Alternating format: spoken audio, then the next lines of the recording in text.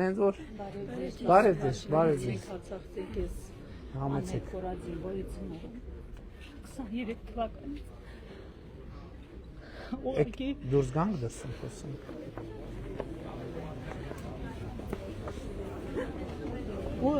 ուղղակի Խնդրում եմ հանգստացեք։ դուք երևի գիտեք որ 20 մի նկարի խնդրում եմ Չէ մի րոպե, բայց մենք հիմա այնց աշխատում ենք, մենք առանց եթերի չենք աշխատում կներեք։ ուղղակի Դեմքը մի նկարեք այն կողմից։ 23 թվականից անհայտ ունեք 11 հոգի։ Դուք ոչ մեկին չեք մեկ բառնից ձեզ նամակ եք գրել։ Ում չենք Ո՞րն է մի անգամ ընդունելության համար։ Ուղղակի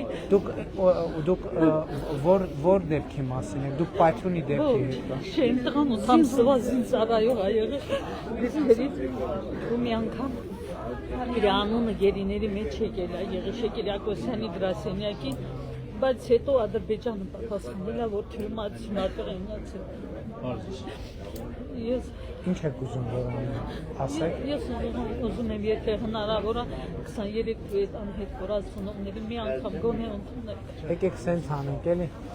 Ուր է Գագիկ Իսախյան։ Իմ օգնականը անհետ կորածների հանձնարարություն եք, հա։ Հիմա տեսեք իմ խնդիրը ինչի մեջ է,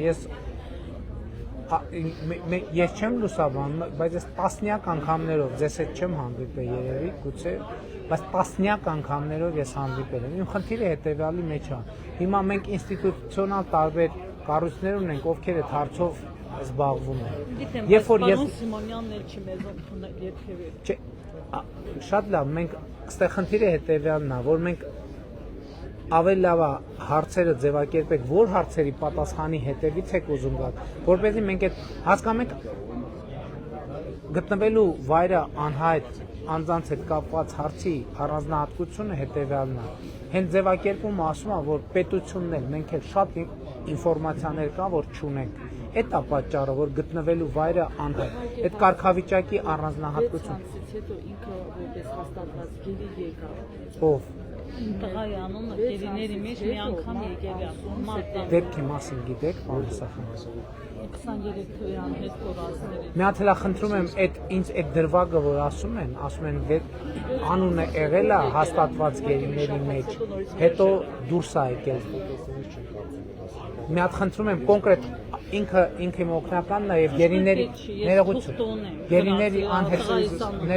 էլի ինքը գերիների անհետ կորածների հարցերով միջգերատեսչական հանձնաժողովի անդամ է որպես իմ օգնական